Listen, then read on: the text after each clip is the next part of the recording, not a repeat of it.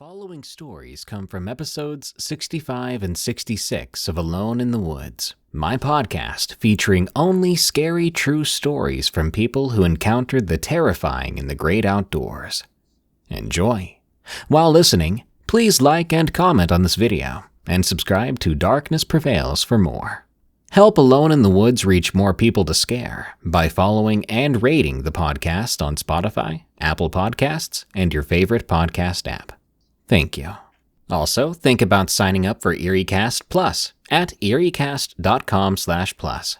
The price will increase forever on January 1st unless you become a member before then, and you'll lock in the price we currently have forever, unless you cancel. You'll get access to all our shows ad-free, exclusive audiobooks, early access to my cinema-quality creepypasta narration show, and more. Just go to eriecast.com/plus. Something in the Pennsylvania Woods. From Friendly Jack. It had been a long day on the trail, and as the sun dipped below the trees, I was looking to find a place to set up camp for the night. The Pennsylvania woods stretched out around me, and endless towering oaks and maples, their branches intertwined overhead, forming a natural canopy. I had always found solace in nature, and this solo camping trip was something I tried to find time to do at least a couple of times per year. After several miles, I found a clearing near a small creek and decided it was the perfect spot to set up camp. I pitched my tent, cleared out my campsite, and gathered firewood. As the last light of day faded, I started a small fire and sat back, watching the flames dance and crackle, the warmth a welcome respite from the chill of the evening air. But as the night wore on, an unsettling feeling began to creep over me. The woods seemed to grow quieter, the usual nocturnal sounds replaced by a strange quiet. The hair on the back of my neck stood up, and I couldn't shake the feeling that I was being watched. Suddenly, a low, guttural growl echoed through the trees, sending shivers down my spine. I unzipped the front of my tent and peeked out, my eyes darting around the clearing as I searched for the source of the sound. In the dim light of the fire, I could just make out a large, shadowy figure lurking at the edge of the woods. The figure was unlike anything I had ever seen in these woods before. Tall and thin, with elongated limbs that seemed to bend at unnatural angles. Its movements were jerky and erratic, as if it were not fully in control of its body. Panic set in as the figure began to move closer to my campsite, its footsteps making no sound on the forest floor. I scrambled to my feet, grabbing my backpack and rushing out of my tent and away from that thing. I ran through the woods, branches whipping at my body and face, and even though I couldn't hear the thing's footsteps behind me, I could feel it. Whatever it was chased after me, its heavy breathing and the occasional rustle of leaves letting me know it was still behind me. My lungs burned and my legs ached, but I kept going. Luckily, the moon was particularly bright that night, and I had a pretty good idea where I was going. Finally, I emerged onto a dirt road, my heart pounding and my breath coming in ragged gasps. I looked back at the woods, and although I couldn't see it coming after me any longer, I knew it was still in there, just beyond the trees. The experience left me shaken and unsettled, a not-so-subtle reminder that we humans aren't actually at the top of the food chain. In the days and weeks that followed, I scoured the internet for any information about similar encounters. I found countless stories of people who had experienced strange and terrifying phenomena in the woods, sightings of ghostly figures, encounters with unidentified creatures, and unexplained disappearances. But despite the wealth of information available, I found no clear answers. The creature I encountered remains a mystery. All I knew was that I had been forever changed by my experience. I don't think I can ever feel the same way about the woods again. The Cabin, from Elena. Ever since I was little, I've had a great love for Michigan. Ever since my parents decided on an impromptu spring vacation up in the home that belonged to my grandparents, I was smitten. The secluded cabin, the field splayed out right beside it that I could play in all day. What wasn't there to love? That cabin was my safe place. There was nothing up there I didn't find absolutely breathtaking and wonderful. That was until a few years ago. In 2017, my husband and I had finally tied the knot after being together for 5 years, and that was when my parents gave us the news that they were selling us the cabin. In only a matter of 4 days, after deciding to spend our honeymoon up in Michigan before packing up our lives back home, Lee, my husband, and I were catching a flight to our new home. The familiarity of the gravel road crunching beneath the rental car's tires was what woke me from my unintentional sleep, as well as Lee's low whistle in amazement at the acres of land. "Wow, hun, you weren't kidding. This place is something else." I laughed. "When will you learn I'm always right?" In the midst of our banter, Lee had parked the car in the middle of the large driveway, and the second the car doors automatically unlocked, I was outside, breathing in the fresh air. We pulled our luggage from the trunk, and I practically sprinted up the front stairs with my suitcase thumping up them behind me. "Hurry up, slowpoke. Our honeymoon awaits." Lee only shook his head and laughed. "Elena, I love you, but we both know you could give a crap about our honeymoon right now. You just want to get inside and bask in the memories of your youth." I rolled my eyes, taking the keys from my husband's hand once he reached me. "Are you calling me old?" There was no ounce of seriousness in my tone. I simply enjoyed pulling his leg. I turned the key in the lock, twisting the door handle. Dust particles floated in the air inside the cabin, cloth tarps covering the furniture. No one has been up here since my grandparents passed away in 2011, even when my parents found out they inherited the place. However, even with how untouched and unclean the place was, it was beautiful. I couldn't help but smile at the sight of the familiar feeling it brought. It felt like home. "Needs a good dusting, but I think we can handle that." I smiled at my husband, wrapping my arms around his waist. Lee held on to me tightly, looking around the house as well. "It's perfect." Oh, how wrong we were. The month of our honeymoon was perfect for the most part. Some light cleaning and relaxing. It was halfway through our stay there that Lee and I found out we were expecting. It hadn't been planned, but we were absolutely ecstatic nonetheless. In fact, my pregnancy was one of the reasons my husband left the night of my first encounter with this thing. My cravings came in full force, and Lee, being the great husband he is, drove the hour-long drive into town to get me my potato chips and mint chocolate chip ice cream. I was lying under my blanket on the couch, dozing off to the sounds of the TV, when the knocking began. It took me a moment to realize it wasn't just the TV, and that someone was actually pounding on the front door. Now I've always been scared of being by myself when it was dark. I've never been able to place my finger on the reason why. All I know is that when night fell, my skin would crawl, and I would jump at the smallest of sudden noises. My body was frozen in its spot, my heart beginning to thump rapidly against my chest. My mind began to make reasonable excuses. It was probably a neighbor, even though we were the only ones here for miles. Maybe it was Lee. He forgot his keys. However, he should be able to come inside on his own just fine, since he locked the door from the outside. "Elena, let me in." It was Lee's voice, but it sounded so wrong. Not comforting and warm, but bone-chilling, cold, and like this person had been smoking for most of their life when Lee had never touched a cigarette. I couldn't move. I couldn't even twitch. The only thing I could do was lay frozen as I began to cry. When the banging stopped, I thought it was over, but I was entirely wrong. Sharp nails began to claw on the outside of the cabin, trailing over towards the living room. My eyes widened, and I realized my horrible mistake. The curtains right beside the TV were pulled open. I had forgotten to pull them down.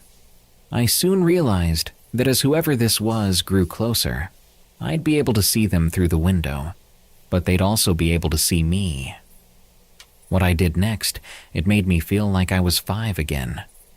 But I pulled my blanket over my head and curled in on myself. I couldn't help it. I was terrified. Just right after my vision was put into darkness, after I pulled my blanket over my eyes, a sharp tapping sound came from the window. "I see you." It was taunting, menacing, and the voice didn't even sound like my husband anymore, but demonic. Evil is the only way I can put it. I felt like I was living in a horror movie. Whatever that was, wasn't human. Scared. This thing got out in a growl. God, it sounded like the embodiment of evil. As I was on the brink of sobbing out of fear, I heard keys jingling at the front door.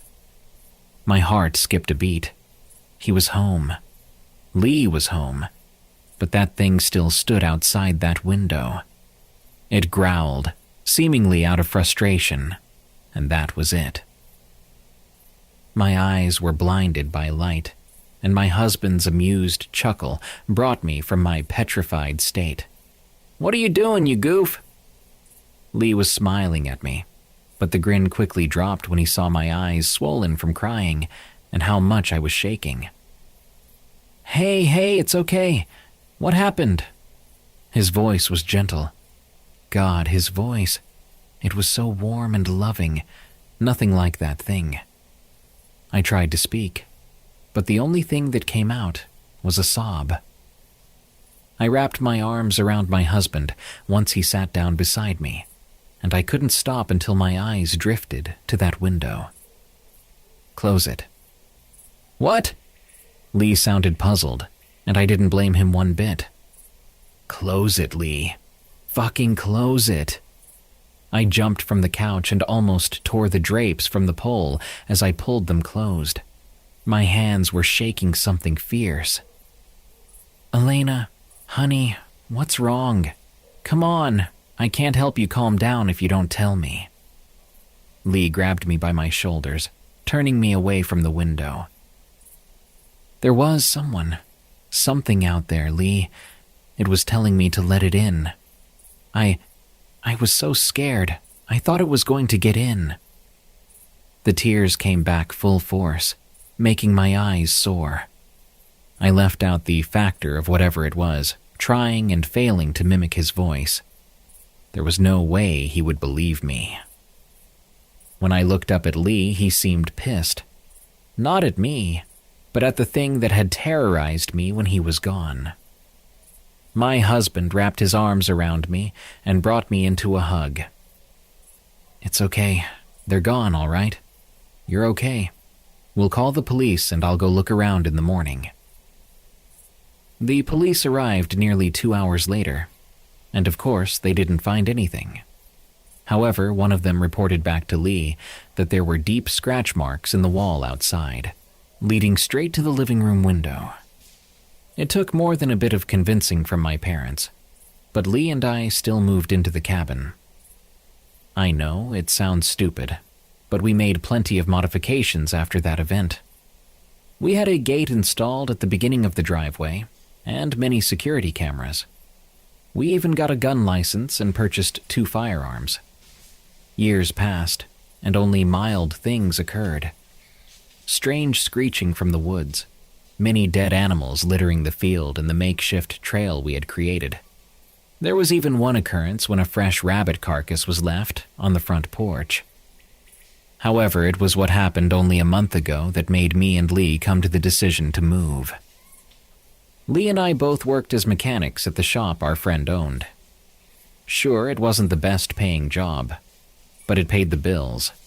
Said friend, Chris, had called us close to 5, saying that the shop was short-handed and he needed one of us down there. I offered to be the one to head over, and Lee agreed to finish dinner for ourselves and our 2 kids. Yeah, that's right. 2 little troublemakers. Charlie, our daughter, who I was pregnant with during the whole ordeal, and James, our little boy who came along 2 years after. I gave Lee a kiss and the kiddos a hug, and I headed into town. When I arrived, I had never seen my best friend look so guilty. Chris continuously apologized for asking me to work, but I simply laughed and waved him off. Let's just get to work, you big dork. Hours passed. Chris and I talked about how him and Tori, his wife, had begun trying for a baby, and how Lee and I had been thinking about taking the kids back to our hometown to see the folks. It was around 8 when my phone began to ring, and I decided it was time for a break. I picked up my phone, and the sight of Lee's caller ID made me smile.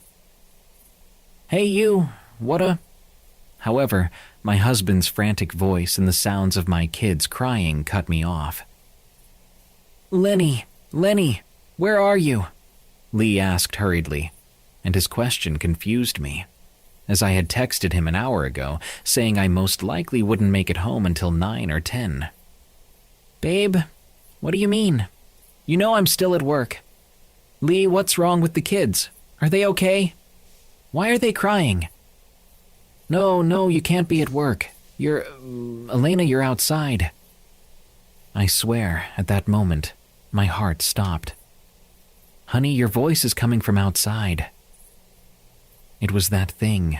I knew it was. It was there, at my house, terrorizing my husband and kids, same as it had done to me.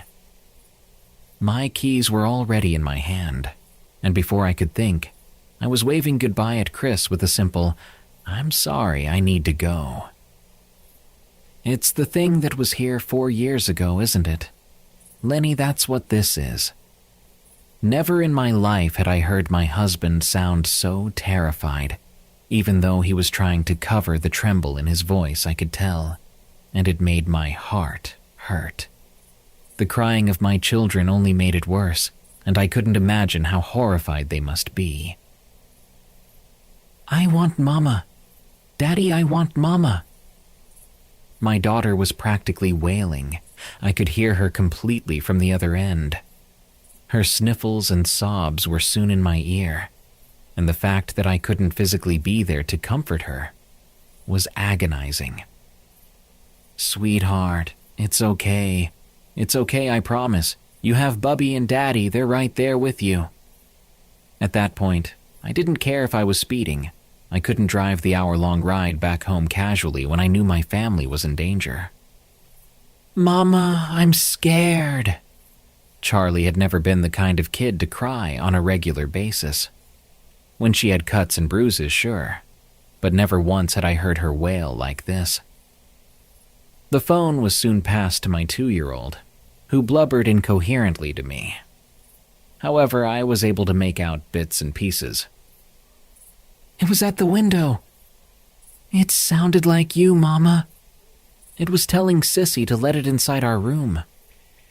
No matter how much I tried to soothe James in any way I could, unlike Charlie, his crying only got worse. After telling him to hand the phone to my husband, I could finally let my voice crack, and the tears fell. The fact that my children were terrified of something that I was scared of myself, and I couldn't be there for them, made me feel helpless. Finally, our driveway came into view. It was then I realized that I would have to go outside to open the gate. I cursed under my breath and quickly told Lee that I was about to be driving down the driveway and to have James and Charlie's overnight bags packed. My heart was pounding as I stared out into the woods, partially illuminated by my headlights. Something was wrong. I knew this thing was out there, but Lee had told me only minutes before that he could hear the thing walking around outside, as well as the occasional growl. Everything in me was screaming not to take a step from my car. but that damn gate needed to be opened manually. "What's wrong?" Lee's voice came through my phone as I had gone completely silent. My eyes were lingering on a particular spot in the trees beside me, and I knew, deep down, I knew it was there. "It's watching me." I was terrified to speak, my voice barely above a whisper. I wasn't even sure my husband heard me. I need to open the gate, but it's out there." "Lee, if I go out there, it's going to get me. I can feel it." I was no doubt crying once more. It felt as if I was back that night 4 years ago. "Listen to me. Do not get out of your car. Stay there, all right? We'll drive down in my truck, and I'll open the gate from my side with the keypad." The way our gate worked was, you could either open it with the keypad outside on both sides of the gate, or open it manually. However, the entry keypad had been busted for more than 3 weeks, but the other worked perfectly fine. "Be careful." With 2 quick "I love yous," I reluctantly hung up the phone. I soon realized how dead silent the woods had become. Not the deafening sound of crickets, just complete and utter silence. Suddenly I heard it, sharp nails lightly tapping on the back window. My breath hitches, and my body went rigid. With my heart beating rapidly against my chest, I reached a shaking hand out to my radio, pressing the knob to turn it on. With the music blasting to drown out the tapping, I closed my eyes. Whatever this thing was, I knew it would look just as horrific as it made me feel, and I refused to let myself see it. I felt my car shake as it bumped against it, and I only clenched my eyes tighter. That's when it broke through the sound of the random music station, a growl so guttural it shook my very core. It was slow, drawn out. This damn thing knew what it was doing. It knew just how to make me feel petrified. It was then that I slowly grew more angry than anything. This thing was on my property, terrorizing me and my family, and it was then that I decided enough was enough. I put my car into reverse and shouted at the top of my lungs, "Screw off," and floored back into the thing. My car hit something hard, and it fell underneath my tires. Beneath the vehicle came an echoing screech, my skin crawling at the sound. I was halfway in the road when I slammed on my brakes, and I summoned the courage to look at where the thing should have been, but there was nothing, not even blood. I heard the gate creak open, and the headlights of Lee's truck blinded me for a moment. I decided to take the lead and have them follow me to the closest gas station. It took 15 minutes, but eventually we both pulled into the parking lot. Neither of our cars were completely parked before both me and Lee, as well as our kids were out of our vehicles and hugging each other. That night will always haunt both myself and my husband, but with my children being so young, I hope the memory will fade. We're currently staying at an Airbnb for the time being, until we find a place. If we stay in Michigan, or move back home, we'll just have to see. That night we stayed with Chris and his wife, and I researched about this thing until at least 4 in the morning. The 2 that matched it almost perfect were a Wendigo or a Skinwalker. Hell, maybe even the Rake, I don't know. However, one thing I do know is that the cabin that I once considered paradise was a nightmare that would forever haunt me. The Cabin Part 2. From Elena. I wish that there wasn't more to add. I wish that we had never moved into that damn cabin. Lee and I made the decision to move, of course. However, we weren't done with the cabin just yet. Not only did we have to pack our belongings, but we also had to make sure there weren't any repairs or renovations that needed to be done. It was set in stone that we would never go back in the dark, not even at sunset. Even with my parents having flown out after we told them that there was a chance we were going to possibly sell the cabin and coming with us, we just couldn't risk it. Even with the sun high in the sky that day, when we drove down the gravel road, my palms went clammy, and I suddenly felt sick to my stomach. I held Lee's hand in a death grip, and I looked out into the woods that now seemed to hold a darkness they never had before. This place, our home that we had grown to love so much, wasn't our land anymore. Even when we parked in the driveway and my parents got out of their car, Lee and I stayed planted in his pickup. "You feel it too?" Lee didn't ask me. He said it as a statement. I did. I wish I didn't. But my God, if the darkness that this property now breathed wasn't so utterly sickening. "You won't blame me if I puke." I tried to lighten the mood. It was a futile attempt, but my husband smiled nonetheless. "Only if you don't judge me." Finally, I stepped out of the truck. My skin was crawling just being outside. I felt so sick, and I found myself looking over my shoulder at every minute.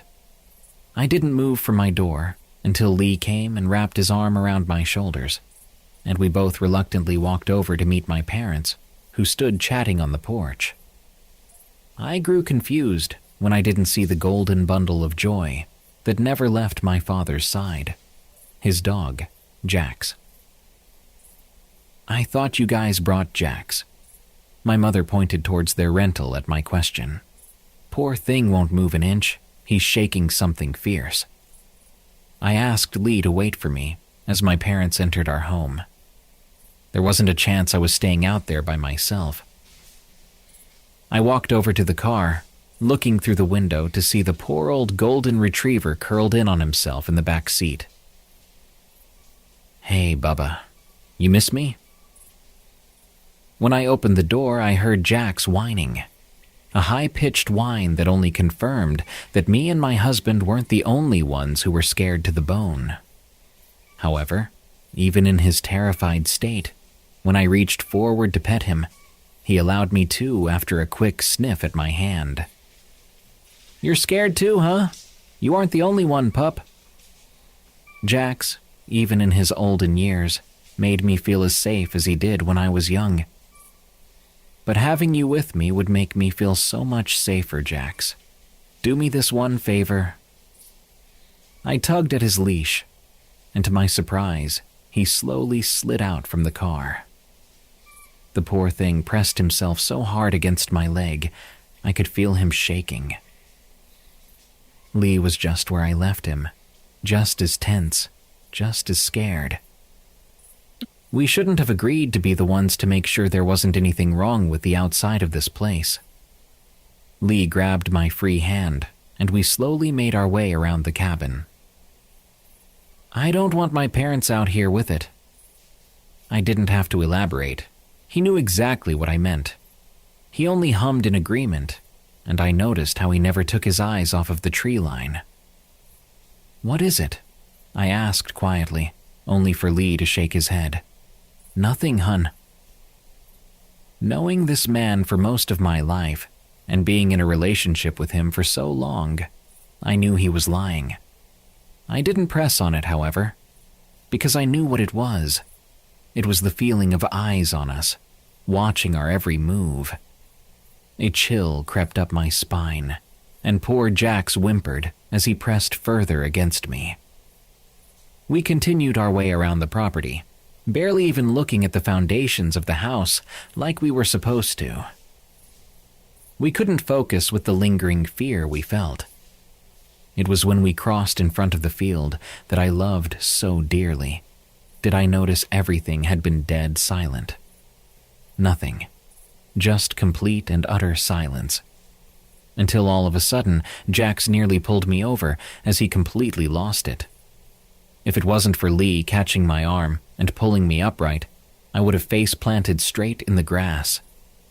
Somehow, I managed to keep hold of the dog's leash, but he was still trying to break free as he snarled and barked like mad. "Jax, Jesus, Jax, calm down." Lee was able to take the leash from me, getting a better hold of the dog. It was only then that I was able to take notice of my dog's fur standing straight up. This dog, this sweet old dog, who had never shown any sign of being aggressive, was now baring his canines and was ready to attack. Slowly, my eyes followed just where exactly Jax was trying to bolt to. My sights hadn't even set on whatever it was, but I already knew, and there was only one word that my brain played repeatedly like a broken record. Run. In the field, it stood. Lanky, too tall to be human, bones poking painfully through its skin, and so sickly pale. It was its mouth, though, that made tears start to fall down my face. This damn thing was smiling, a smile that stretched painfully wide with jagged rows of teeth poking out. My heartbeat was the only thing I could hear.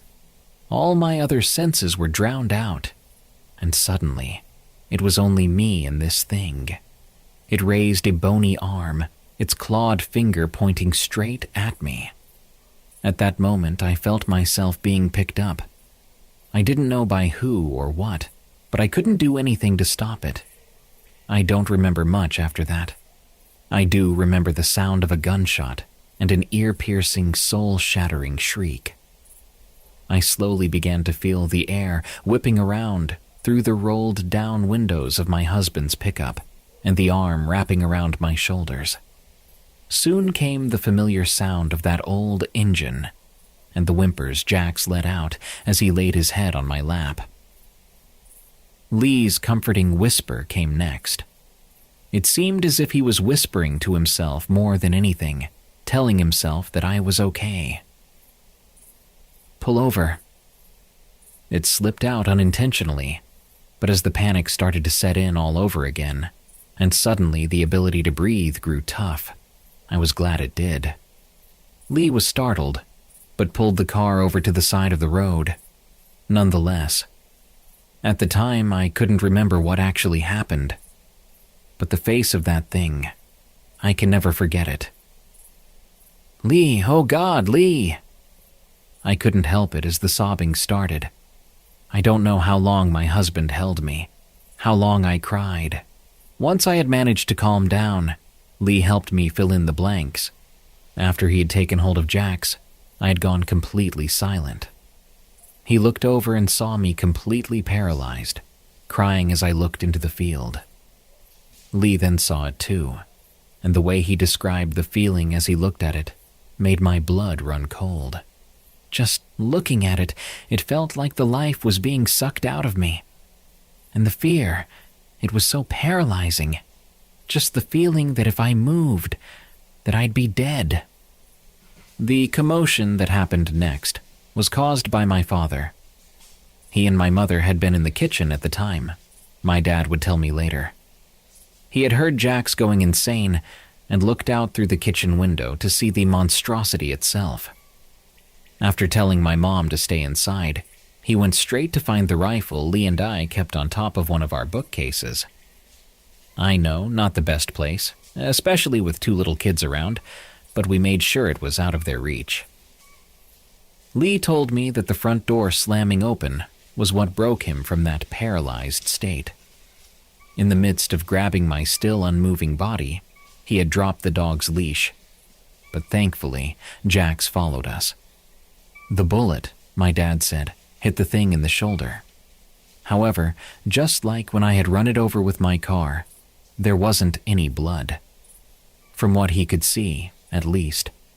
The screech that would be imprinted in our minds forever came from that thing before it ran off into the woods. It's been a few days now. I don't think either me or my husband have gotten a full night's rest after that. After discussing it, I think ultimately Lee and I won't do anything with the cabin. We won't put it up for sale. We couldn't fathom the possibility of someone else being tormented by that thing. As for myself, I'm honestly scared to stay in Michigan. It's the not knowing that I think gets me. If there are more of them, if my kids and my husband aren't safe.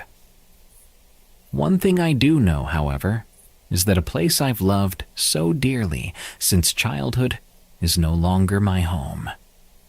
It belongs to that thing, and maybe it always has. Unknown creature in the Pacific Northwest. From Avid Hiker. It was a few years ago, during late summer, when I decided to go hiking in the Pacific Northwest. I'd done this particular trail many times before, and I knew its bends and slopes like the back of my hand. It was one of those places that made me feel at ease. I remember it was late afternoon, and the air had that golden quality to it, the kind that makes everything look almost unreal. Everything started off normal enough. I parked my car, checked my gear, and set off along the trail. The first few miles were uneventful. I passed a few other hikers, exchanged nods and brief smiles. I remember thinking about how peaceful it was, the kind of quiet that wraps around you like a blanket, with only the occasional chirp of a bird or the distant rustle of small critters moving through the underbrush. It wasn't until I rounded one of the bends that things started to feel off. It was subtle at first. I noticed that the woods had grown unusually quiet. The birds that had been chirping moments ago had gone silent, and even the wind seemed to have stilled. It was as if the forest itself was holding its breath. I paused, trying to shake off the sense of unease, telling myself it was nothing, just one of those natural lulls. But I couldn't shake the feeling that I was being watched. It was a sensation that crept along my skin, raising the hairs on the back of my neck. I took a few cautious steps forward, my boots crunching softly on the gravel and dry leaves. That's when I saw it, just ahead, standing in the middle of the trail.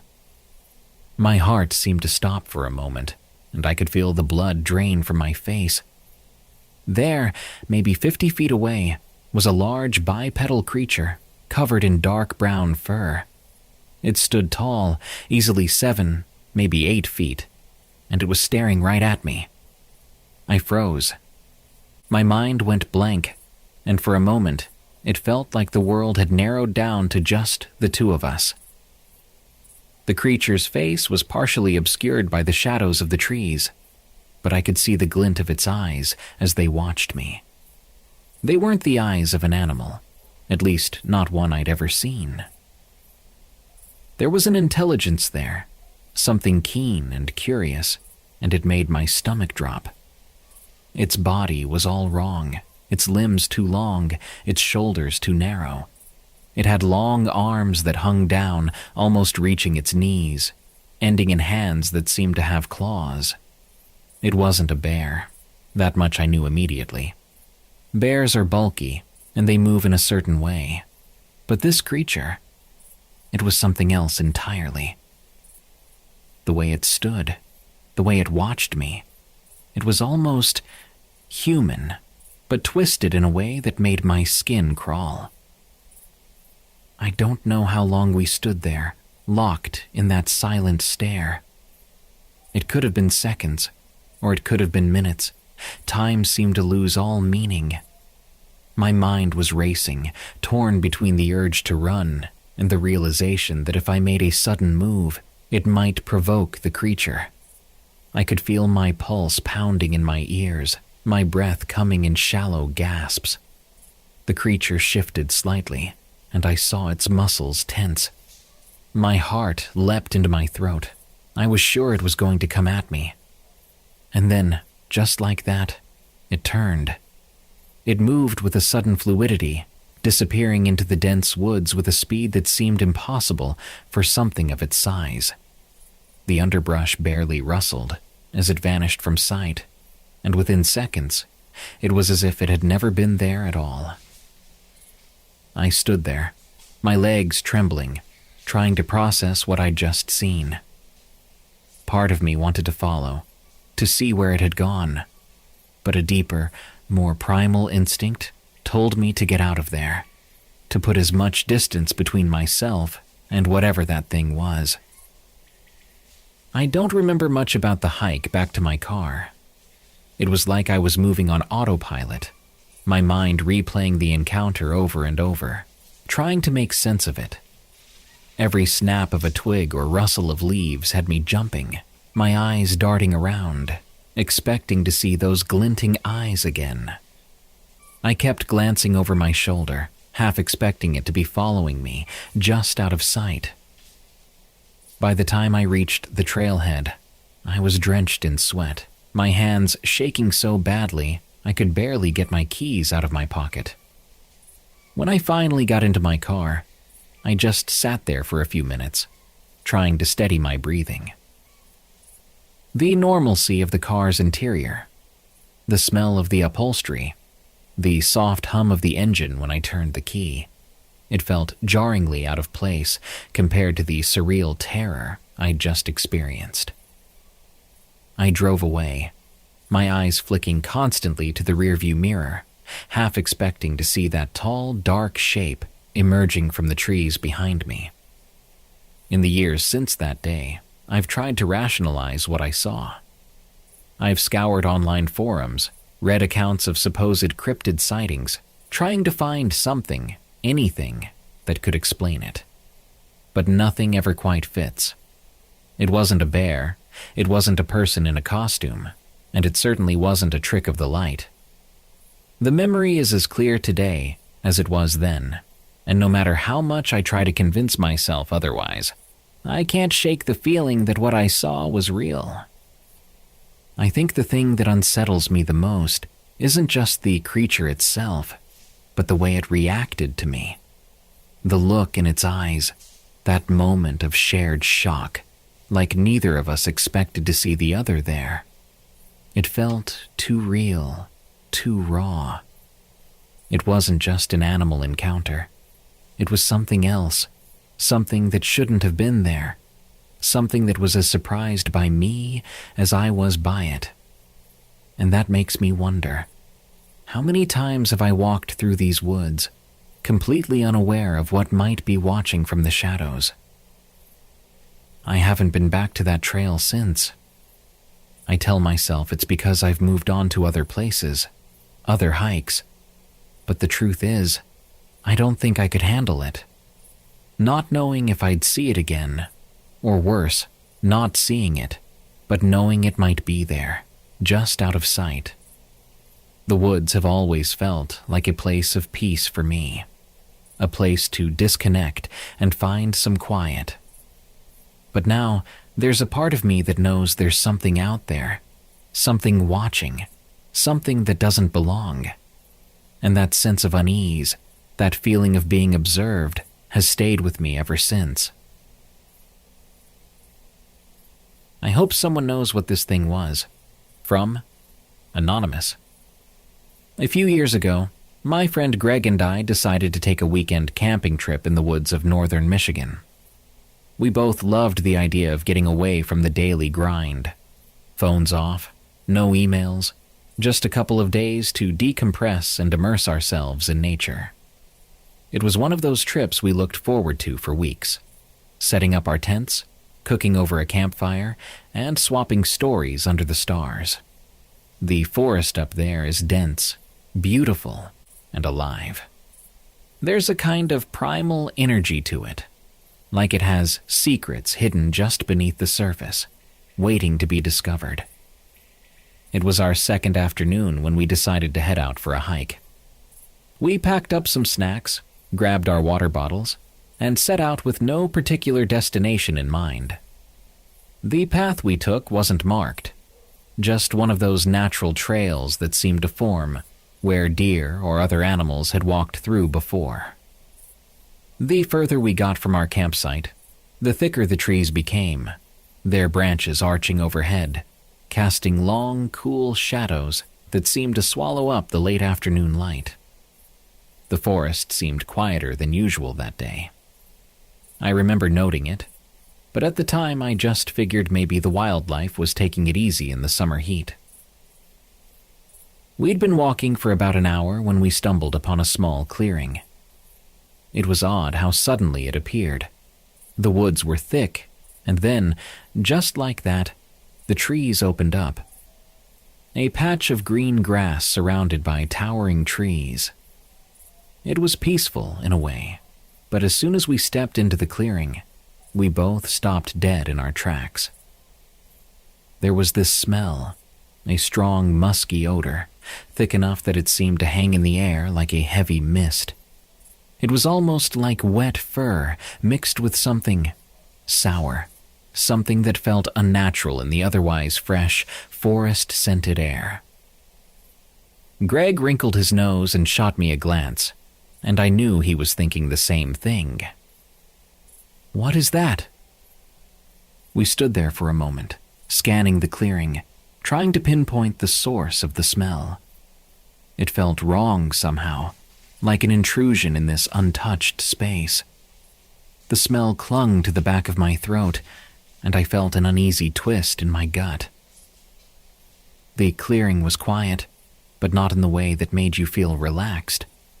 It was the kind of quiet that made your ears strain, like they were reaching out for a sound, any sound, to fill the unnatural silence. I turned my head just as Greg whispered, "Do you hear that?" Before I could answer, there was a sudden rustling from the underbrush at the edge of the clearing. It was loud, frantic, and for a split second, I thought maybe a deer had gotten spooked. But as we turned toward the noise, something emerged from the bushes that made my blood run cold.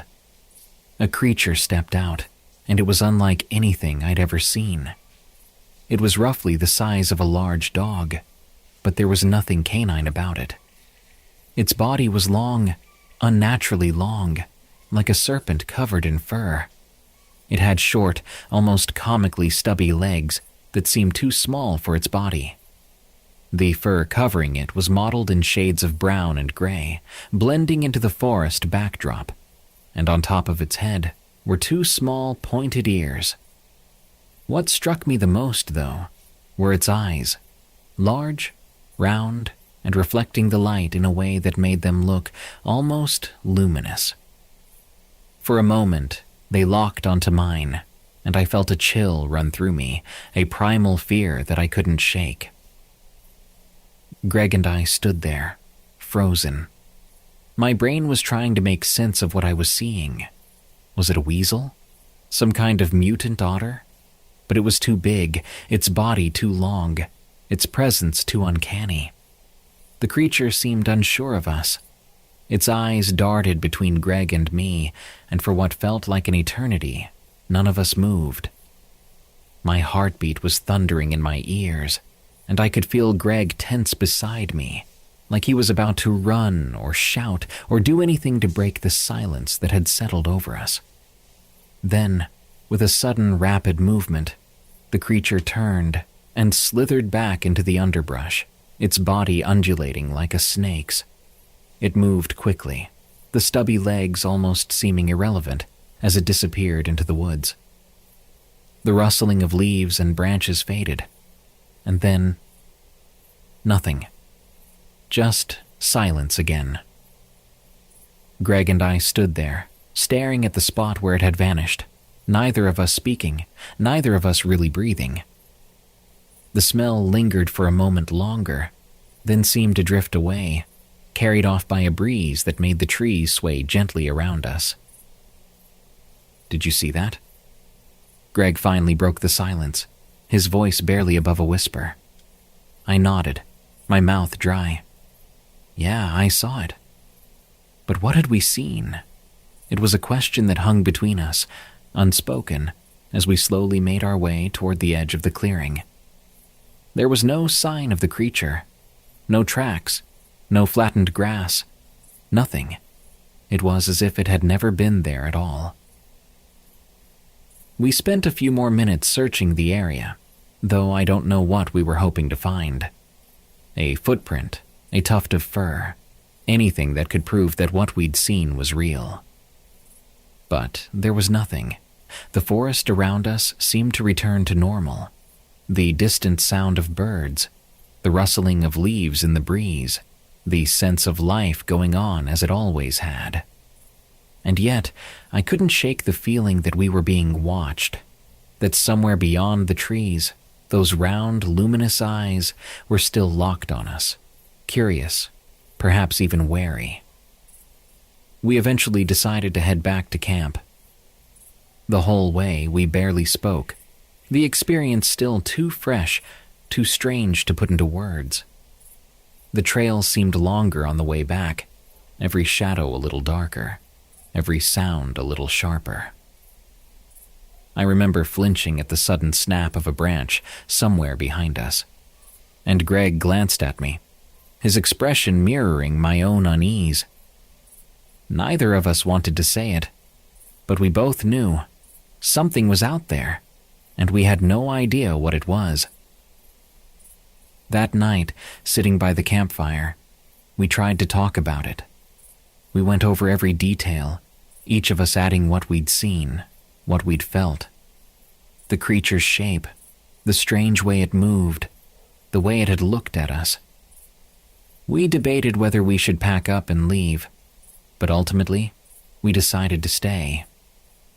Maybe it was pride, maybe it was the exhaustion of the hike, or maybe it was the thought that whatever it was, it hadn't actually done anything to harm us. It had just looked at us, the same way we had looked at it. Still, that night, as I lay in my sleeping bag, I found it impossible to relax. Every rustle of the wind through the trees, every distant hoot of an owl set my nerves on edge. I kept picturing those eyes, the way they seemed to glow, the way they had locked onto mine with an intelligence that was unmistakable. It wasn't just an animal. It was something more, something that shouldn't have been there. Since then, I've tried to find answers. I've searched online, combed through forums and articles about cryptid sightings, strange creatures in the woods, anything that might give me a clue about what we saw that day. But I've never found anything that matches it. The closest I came was a vague mention of something called a Michigan serpent, a local legend that, as far as I could tell, was little more than campfire stories. And yet, what Greg and I saw was real. I know it was real. To this day, I can't shake the feeling of being watched whenever I'm in the woods, especially when I'm alone. It's not enough to stop me from going. I still love hiking, still love the quiet solitude of the forest. But there's always that part of me that wonders.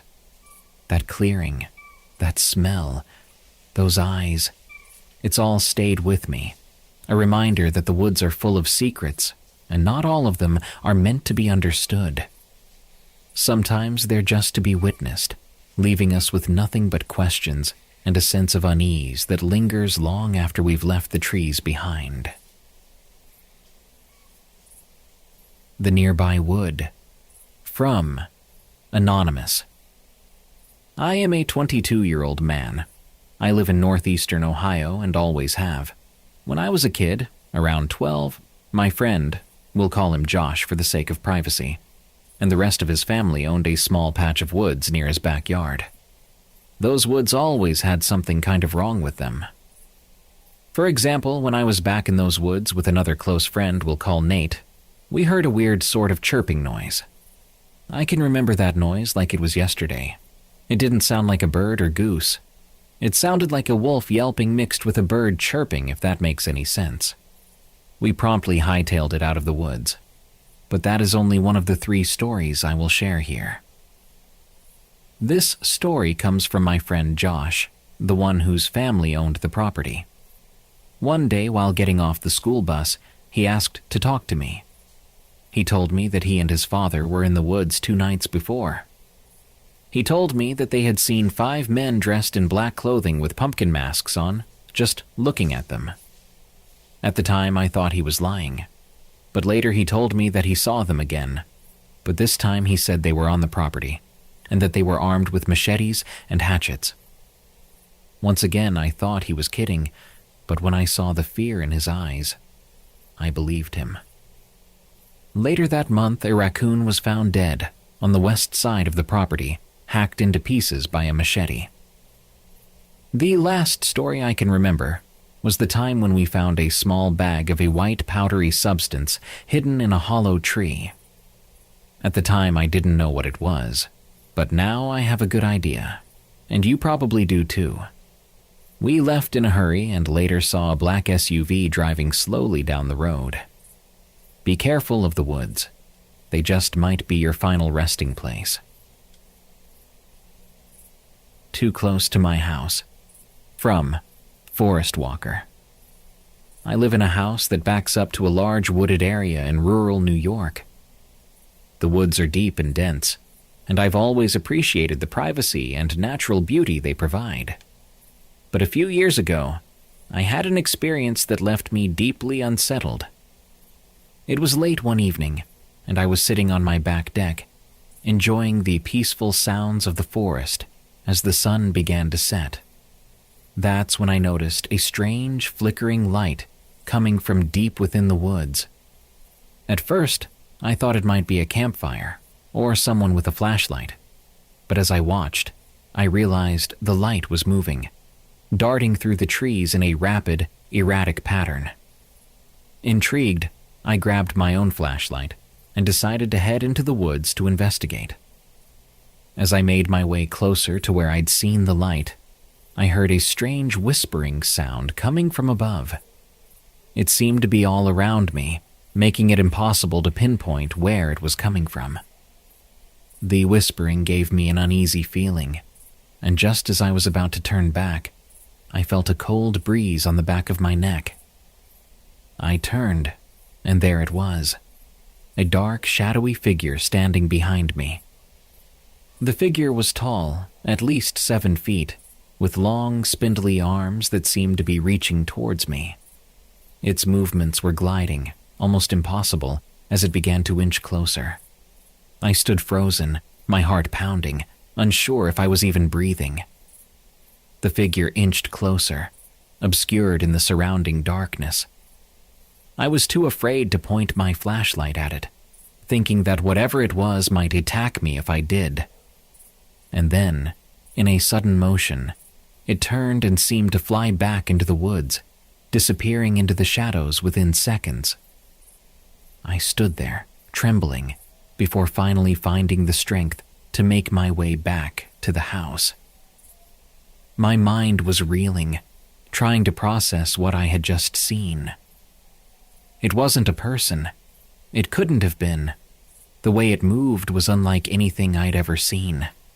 I haven't seen it again, nor have I seen that light, but still that memory ignites that feeling of fear whenever I look out into those woods at night. Lurking in the Shadows, from Dom, 1996. It was supposed to be peaceful, just me, the fire, and the endless wilderness. I'd come out here to clear my head, away from the noise, away from everything. The southwest coast of Tasmania is beautiful, untouched, almost sacred in its silence. But as the sun set that first night, and the fire flickered weakly in the wind, I felt something I hadn't expected. Unease. At first, I brushed it off. It's natural to feel strange when you're alone in the middle of nowhere, right? But it was more than that. The forest was too quiet. No birds, no insects, nothing. Just the crackle of the fire and the sound of my own breath. I poked at the embers, watching the flames dance, trying to shake off the creeping feeling that something was watching me. The shadows around the campfire stretched long, twisting in the flickering light. It was then, out of the corner of my eye, I thought I saw movement, just a shift in the dark, too quick to focus on. My heart skipped, but when I turned to look, there was nothing, just the trees. I laughed at myself, nervous and hollow. "You're imagining things," I muttered under my breath, trying to sound confident. But as the fire burned lower and the night closed in, that feeling returned, that nagging sense of being watched. I told myself it was nothing, just nerves, but deep down, I knew better. The second night was worse. By then I'd already felt the weight of the woods. The day had been uneventful in the kind of way that makes your skin crawl. I hadn't seen a single animal, no signs of life at all, just quiet, too much quiet. But it was at night that I felt it the most, the way the shadows seemed to close in, just outside the reach of the firelight. I swore I could hear something moving, soft footsteps, almost too quiet to notice. I didn't want to believe it. I didn't want to think something was out there, but how could I ignore it? Every time I looked up, I saw the same thing. Nothing. Yet, the feeling was there. The air felt thick, like the night itself was pressing in on me, suffocating me in its silence. Then I saw it. Just outside the glow of the fire, where the darkness swallowed the trees, there was a shape, tall, too tall, and thin. It was barely visible, a shadow within shadows, but it was there. I stared, heart racing, breath caught in my throat. I don't know how long I sat frozen like that, staring at the thing, waiting for it to move. But it didn't. It just stood there, at the edge of the firelight, watching. I thought about running, but where would I go? The fire was the only thing between me and whatever that was. I knew it wouldn't come closer, not while the fire was burning. But how long would that last? I threw more wood on the fire, my hands shaking, eyes darting to the trees. And still, it didn't move. But I knew it was waiting, watching, just outside the light.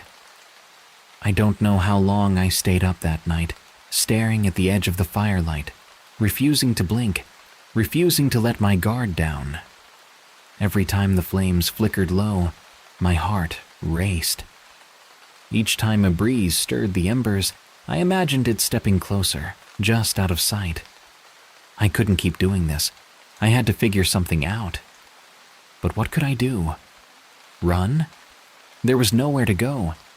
The nearest town was miles away, and I had no way of navigating the dark, dense forest alone. My only option was to wait, to be vigilant, and pray that the fire would hold until sunrise. I forced myself to think, to plan, but every solution ended with the same question. What if the fire went out? And then it happened. I reached for more wood to throw on the fire, and felt my stomach drop. The pile was almost gone. I had enough to keep it going for maybe another hour, 2 at best. Panic bubbled in my chest. I couldn't let the fire die. I couldn't let the darkness in. I grabbed the last few pieces of wood and fed them into the flames, watching as the fire flared briefly before settling into a steady crackle. But it wouldn't last long. I had to keep it going somehow. My backpack, my clothes, anything that would burn. I tore through my bag, pulling out spare clothes, an old map, anything I could spare. The fire hissed and popped as I tossed them in, the flames greedily consuming them. But still, I could feel the cold pressing in, the shadows growing closer. It was as if the night itself wanted to swallow me. And then I heard it. A voice. At first it was soft, barely more than a whisper on the wind. I froze, straining to hear. It came again, clearer this time. My name. I whipped my head around, scanning the trees.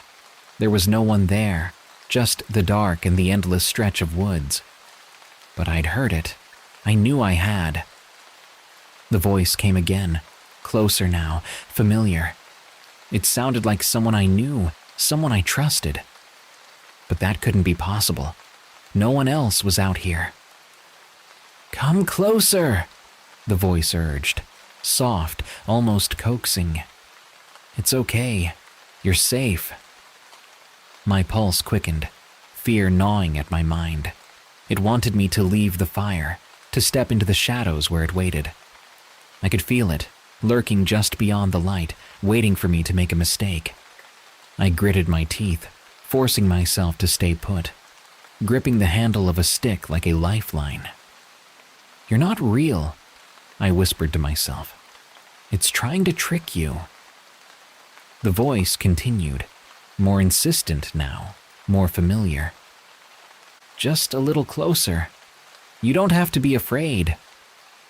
I squeezed my eyes shut, trying to drown it out, trying not to let it break me. But as the fire began to die down again, the whispers grew louder, more demanding. I was running out of time, running out of firewood, running out of everything. My hands shook as I peeled off my jacket and fed it to the flames, watching helplessly as it crumbled to ash. I didn't care about the cold anymore. All that mattered was keeping the fire alive, keeping that thing at bay.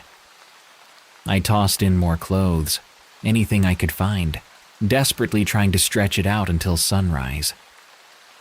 And all the while, it watched me, lurking, waiting, trying to pull me into the dark. The fire was barely more than embers now, flickering weakly against the pressing dark. My hands were numb, raw from the cold. I couldn't even feel my fingers anymore. The pile of clothes I'd fed to the flames was nearly gone, and my mind was a haze of exhaustion and fear. But I couldn't sleep. I couldn't let my guard down. I had to keep the fire going, no matter what. I stared at it, willing the flames to hold out, trying to keep my eyes open. The shadows danced around me just out of reach. I knew it was still there, waiting. I don't know when I started to nod off. The exhaustion crept up slowly, like the weight of the night itself was pulling me under. My eyelids grew heavier, my mind foggy. Just for a moment, I thought. Just a moment of rest. But that's all it took.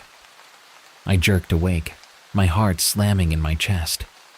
The fire, no! It was barely aglow now, the flames almost completely gone. Panic surged through me as I scrambled for anything left to burn. The whispers were back, louder now, surrounding me from all sides. "You're too late," they hissed. "Come closer."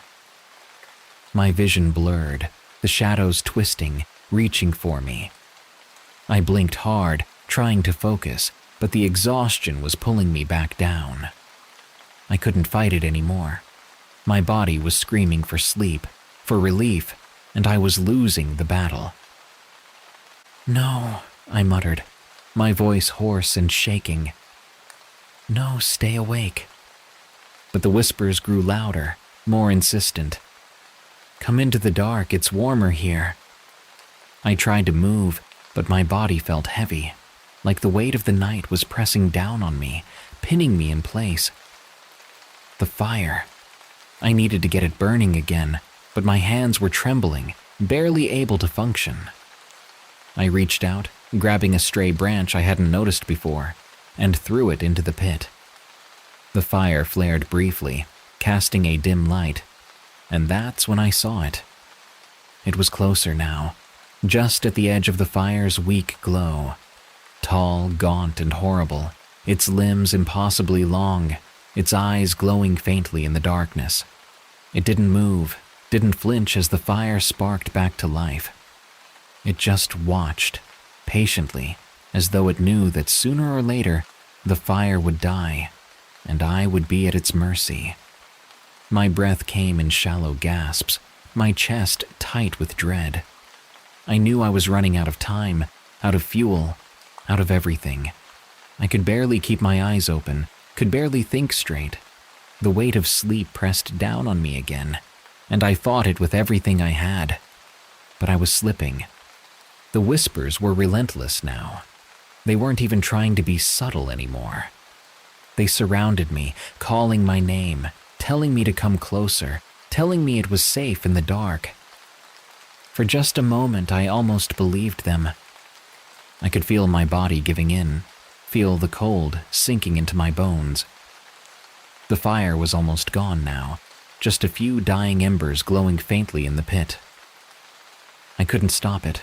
I couldn't keep going. My eyes drooped, my vision dimmed, and I felt myself slipping into unconsciousness.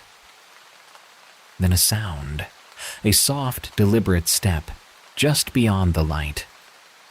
I snapped awake, heart pounding, adrenaline flooding my system.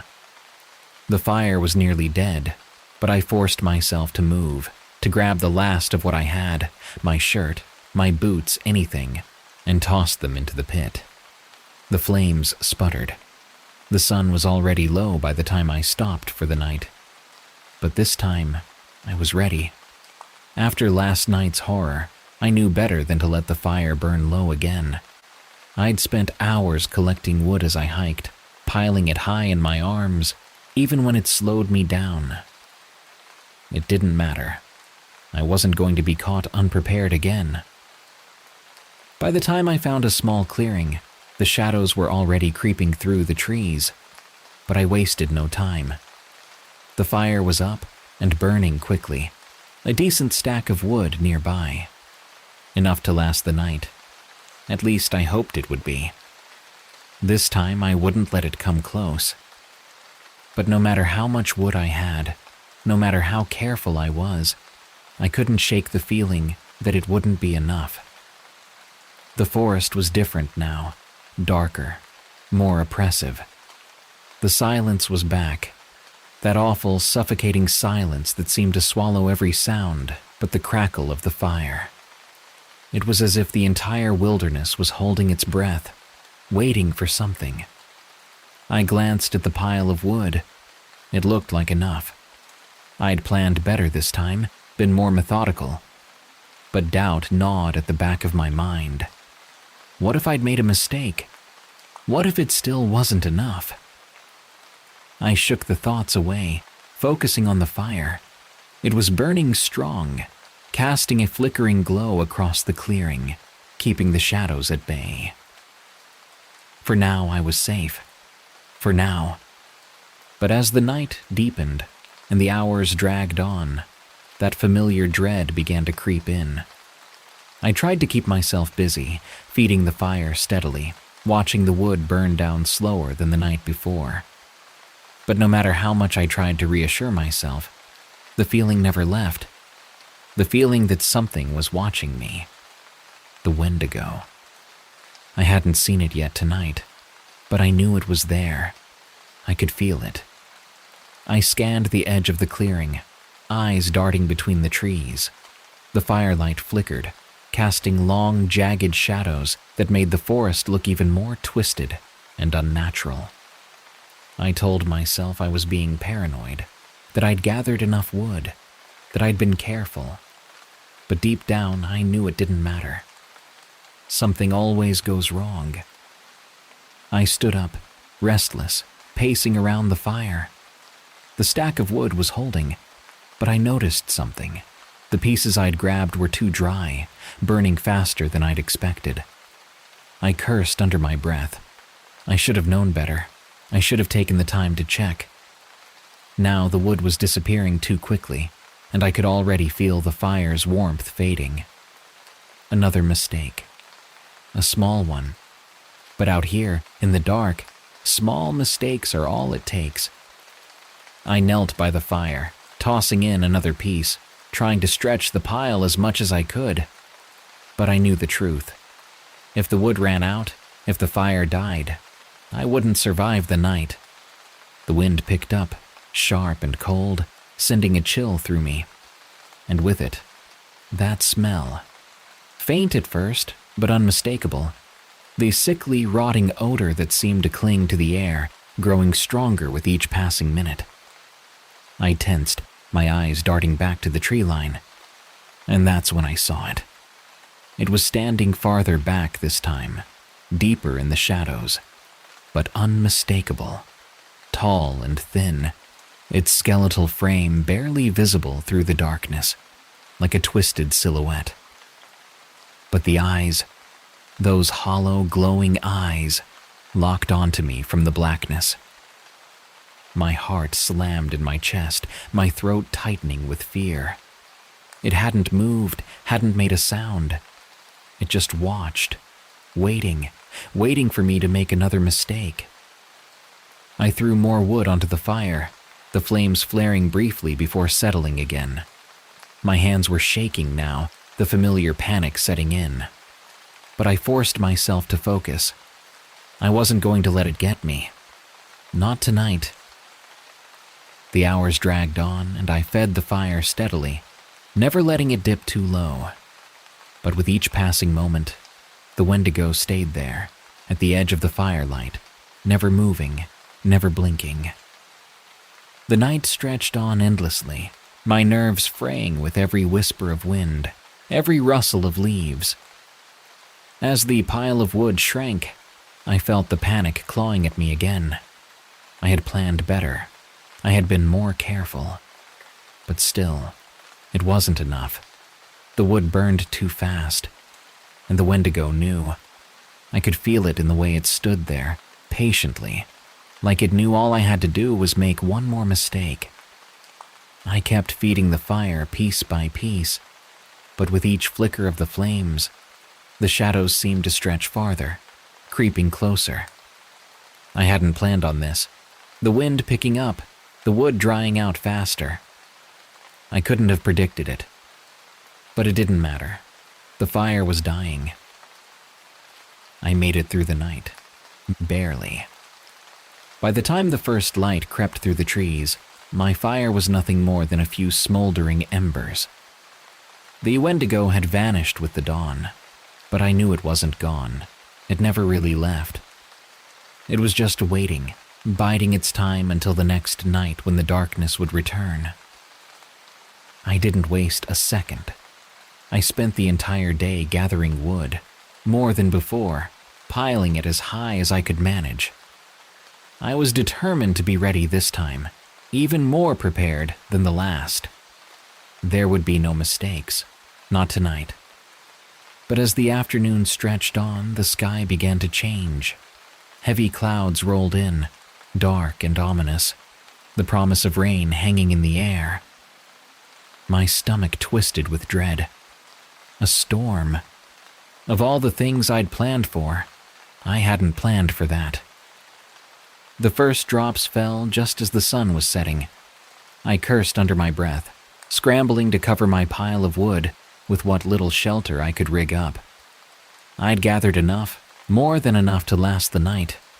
But if it got wet, it wouldn't matter. The fire wouldn't burn.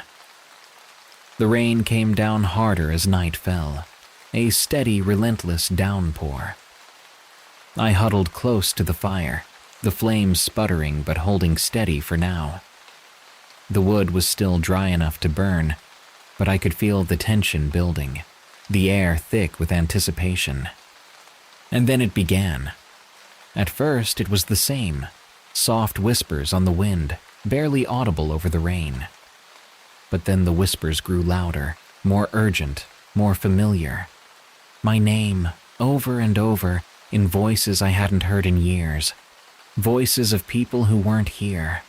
Voices of people who were dead. I gritted my teeth, gripping the stick I'd sharpened earlier in the day.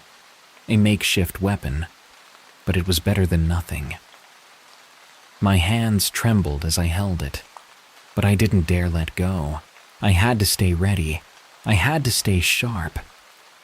Then came the screaming. It started low, a guttural sound that seemed to rise from the depths of the forest. My blood ran cold as the scream grew louder, higher, more distorted, until it was all I could hear, drowning out the rain, the fire, everything. It was inhuman, a sound that made my skin crawl, my heart race. The Wendigo was out there. I couldn't see it yet, but I knew it was there. And this time, it wasn't just watching. It was calling, luring. The screaming stopped abruptly, replaced by laughter. Twisted, cruel laughter that echoed through the trees, surrounding me, closing in. "Come closer," it said, the voice warping and shifting. "It's safe. You're safe. Just step into the dark." I shook my head, gripping the stick tighter, my knuckles white. "Shut up," I whispered, though my voice shook. "You're not real." But the laughter continued, rising and falling with the wind, mocking me, taunting me. And then, without warning, it screamed again, louder this time, closer, like it was right behind me. I jumped, heart pounding, whipping around to face the trees. The firelight flickered weakly in the rain, but I could see it. Just at the edge of the light, the Wendigo. It was closer now, its gaunt skeletal frame illuminated in brief flashes as the fire sputtered and sparked. Its eyes glowed faintly, hollow and hungry, and its twisted grin stretched impossibly wide. The rain dripped off its blackened antlers, and its jagged teeth gleamed in the dim light. "Come closer," it whispered again, the voice cutting through the storm, smooth and seductive. "It's warm here, safe." I snapped. In a rush of terrified anger, I raised the stick and hurled it at the creature with all the strength I had left. The sharpened point flew through the air, but the Wendigo didn't move. It didn't even flinch. The stick sailed through the space where it stood, disappearing into the darkness beyond. It wasn't real. Or maybe it was. I couldn't tell anymore. The fire sputtered again, weaker this time, and the rain continued to pour, soaking through my clothes, through my skin, down to my bones. The cold was unbearable, but I didn't dare move from the fire. I couldn't. The Wendigo laughed again, low and rumbling, a sound that chilled me to my core. And then, slowly, deliberately, it took a step forward. I scrambled back, my pulse racing, my mind screaming at me to do something, anything. But there was nothing I could do.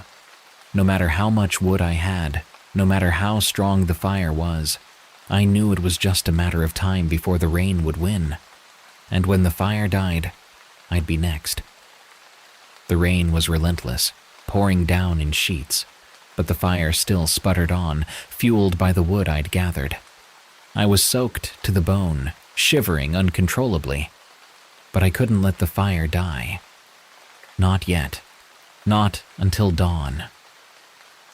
The Wendigo had been screaming for hours now, long guttural wails that echoed through the forest, louder than the rain, louder than my thoughts.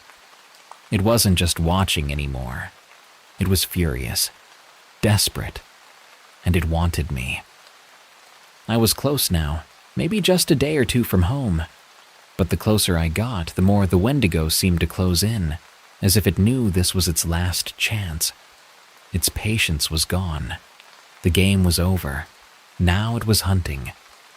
The fire flared briefly as I tossed another piece of wood onto it, casting flickering light across the clearing. My eyes darted to the edge of the firelight, and there it was, closer than it had ever been before.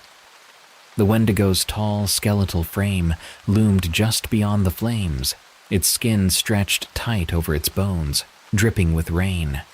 Its glowing eyes were wild now, more intense, more frenzied, and its mouth hung open in that same twisted grin. But there was something different tonight, something frantic, desperate. It was losing its grip on me, and it knew it. "Closer," it whispered again, its voice warped and distorted, barely audible over the storm. "Come to me. You can't escape." Its antlers glistened in the rain, black and twisted, almost blending into the night. It took a step forward, and this time, the firelight caught the full horror of its face, gaunt, hollow, its flesh sagging and rotting in places, revealing glimpses of raw, sinewy muscle underneath. The smell hit me then, stronger than ever before. A rancid, putrid stench that made me gag, bile rising in my throat. It wasn't just the smell of decay. It was the smell of death. Old, festering death, that clung to the air like smoke. I gripped my makeshift weapon, a sharpened stick, my only defense, and raised it, my hands trembling. The Wendigo let out another scream, high-pitched and deafening, a sound so primal and raw it cut through me like a knife. My heart pounded in my chest, my breath coming in ragged gasps. But I held my ground. I wasn't going to let it win. Not now. But the fire was weakening. The rain was winning, the flames hissing and sputtering, barely clinging to life. And the Wendigo knew it. It circled the edge of the clearing now, pacing, its long, bony limbs moving in strange, jerky motions, as if it was barely holding itself together. Its glowing eyes never left me, hungry, furious, desperate. With each step, it seemed to grow more erratic, more frenzied. It wanted me, needed me, and it was running out of time. The screams turned to words again, but this time they weren't whispers. They were sharp and angry.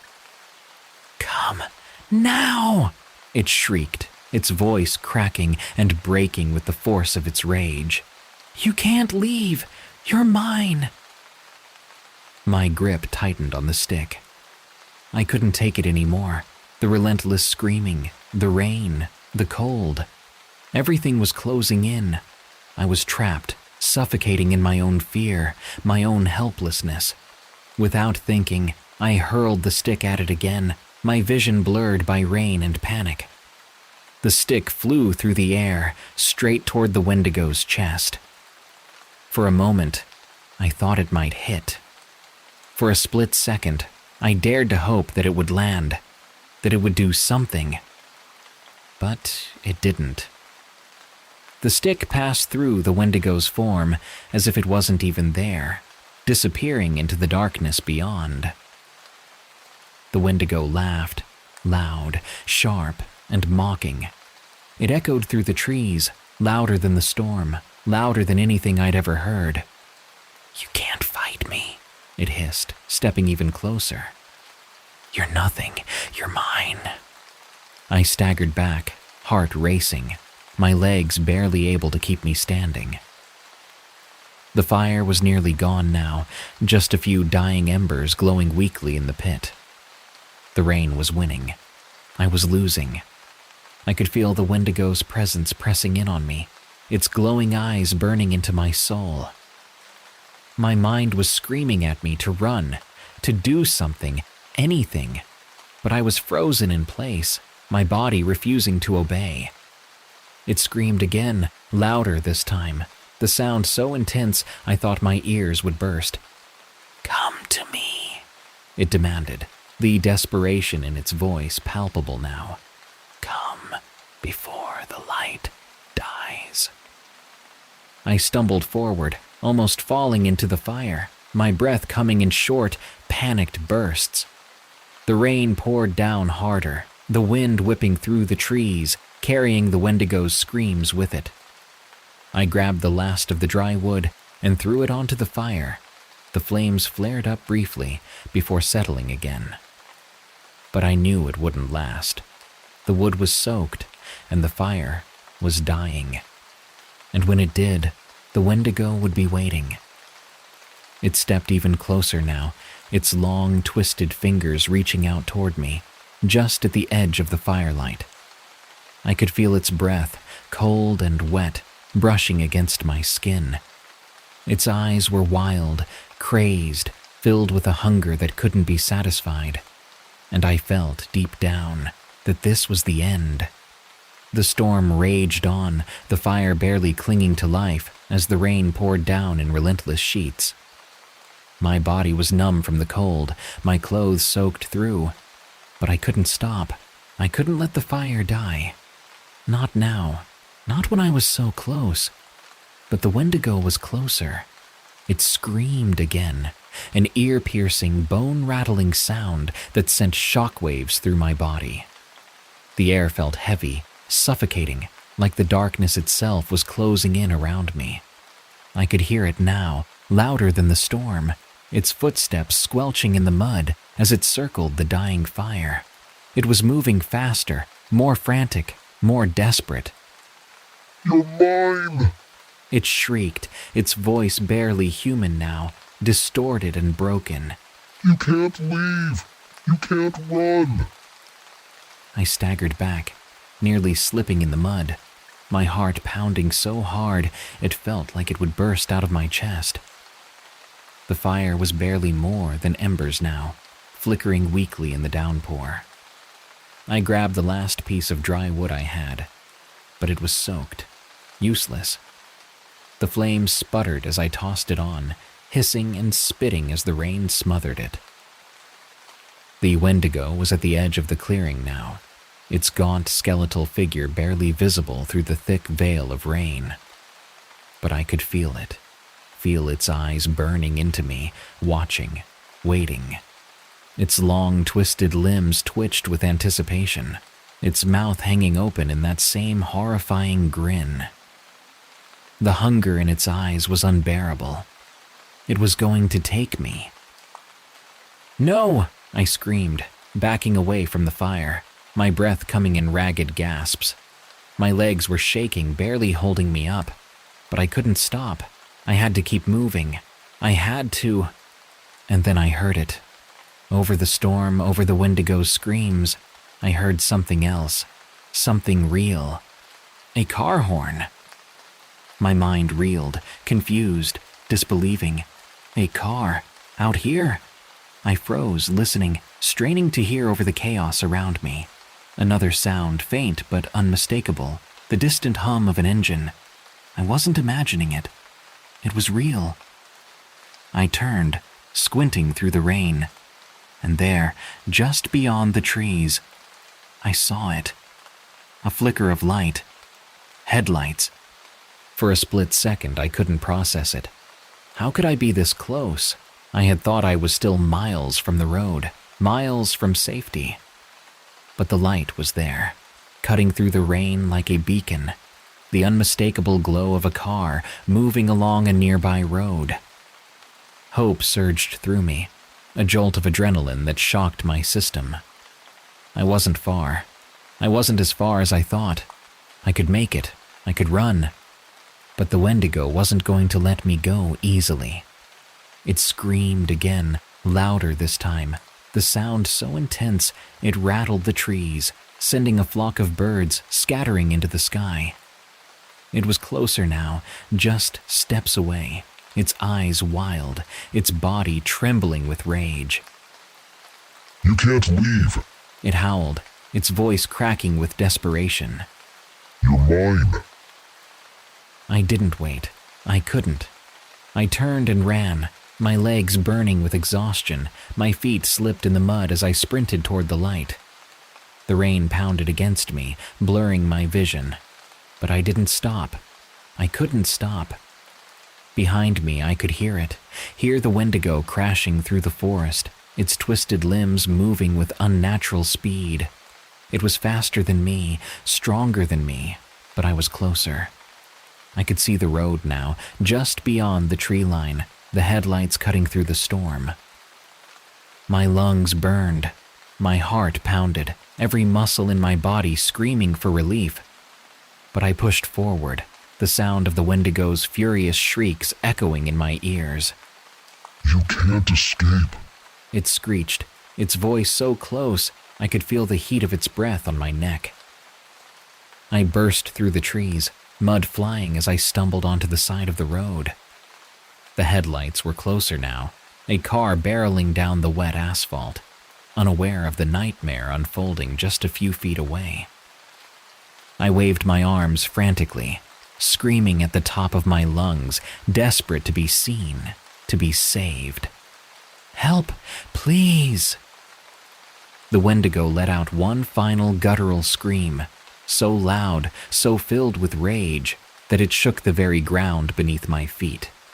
I didn't dare look back. I couldn't.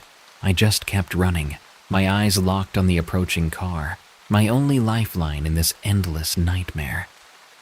The headlights grew brighter, and with them, the faintest glimmer of hope. The Wendigo was still behind me. I could feel it. But the road, safety, was right there. With one last desperate burst of energy, I sprinted toward the lights, the roar of the Wendigo fading into the distance as I crossed the road, collapsing onto the other side, gasping for breath. I was safe. I collapsed on the side of the road, my chest heaving, gasping for breath. The rain pounded against my body, cold and relentless. But I didn't care. I had made it. I was alive. But even then, in the safety of the asphalt, I could feel it, the weight of its presence. The Wendigo was still there, just beyond the tree line, watching, furious that I had escaped. I didn't dare look back. I couldn't. I could feel its eyes burning onto my back, feel the seething rage emanating from the darkness. It had followed me all this way, hunting me relentlessly through the night. And now that I was so close to safety, it couldn't reach me. Not here, not yet. But I knew it wouldn't stop, not until it had me. The headlights of the car grew brighter, cutting through the storm like a beacon. I stood, my legs shaking beneath me, and staggered toward the road, waving my arms, desperate to get their attention. "Help!" I screamed, my voice raw and hoarse. "Help me!" The car slowed, the tires screeching against the wet road as it came to a stop just a few feet away. The driver's side door opened, and a figure emerged, barely visible through the rain. "Are you okay?" the driver shouted, their voice muffled by the storm. I stumbled toward them, barely able to stand, my heart still racing, my body trembling from the cold and exhaustion. "Please," I gasped. "Please, I need to get out of here." The driver hurried toward me, their face a blur in the rain. But I didn't care. I didn't need to see them. I just needed to be anywhere but here. As I reached the car, I heard it again, a scream. But this time it wasn't distant. It wasn't from the trees. It was right behind me. I froze, my blood turning to ice. Slowly, against every instinct, screaming at me to run, I turned around. The Wendigo was standing on the edge of the road, its skeletal frame illuminated by the car's headlights. It was closer than it had ever been, its hollow eyes burning with a furious, desperate hunger. The rain dripped from its antlers, its mouth stretched wide in that same twisted grin. But this time it was different. Its body trembled, its limbs twitching with unnatural spasms, as if it was barely holding itself together. And then, with a guttural roar, it lunged. I screamed, throwing myself into the car, slamming the door behind me as the driver fumbled to start the engine. "Go, go now!" I shouted, my voice cracking with panic. The Wendigo's claws scraped against the side of the car, the sound like nails on a chalkboard as the engine roared to life. The driver hit the gas, and the car lurched forward, tires spinning on the wet road. I didn't dare look back, but I could hear the Wendigo's furious screams fading into the distance as the car sped away, leaving the nightmare behind. My body slumped against the seat, every muscle trembling, my mind reeling from what had just happened. I was alive. I had escaped. But even then, in the safety of the car, I couldn't shake the feeling that it wasn't over. That somewhere, in the depths of that dark, cursed forest, the Wendigo was still watching, still waiting, and one day, it would come for me again. The Swamp Girl. From Lights Out 1242. This happened when I was about 12 years old or so the details may not match exactly what happened. I was at my friend's new apartment. Let's call him Justin. Justin and I have been friends since we were firstborns, and I don't joke when I say that. We were playing video games on his brand new gaming console when he came up with the idea that we could go to this park that was old and rotting and hadn't been renovated in God knows how long. This park had been abandoned because, supposedly, the story goes that a parent had taken their little girl to the park when it was brand new, and the parent wasn't paying attention to their kid. When they heard the little girl screaming as loud as she could as she was drowning in the swamp next to the park in the woods. This story had always been spine-chilling for me personally, but in the end, no one really wanted to take their children to the park after that incident. The sun had already been set to an orange kind of yellow sky, so I was a little on edge about this idea because the last thing that I wanted to do was go to an abandoned park after dark. But he talked me through it, and I decided to go with him. After all, I had been sort of interested in abandoned places, but the thought never came over me to actually go to an abandoned place. The park was within walking distance from his apartment, so it wasn't really a big deal to walk there. At least, that's what I thought. Once we arrived at the basketball court, it was really dark except for the light from my phone that I had put under the basketball hoop. That's when it happened. I felt it, the feeling of dread. I knew what this meant. I believe in ghosts, and I have heard of this feeling of dread coming over people. To me, this meant that a ghost was targeting specifically me. This feeling made me direct my head toward the park. I saw a little girl with dark hair and what looked to be a backpack with a flurry of different colors.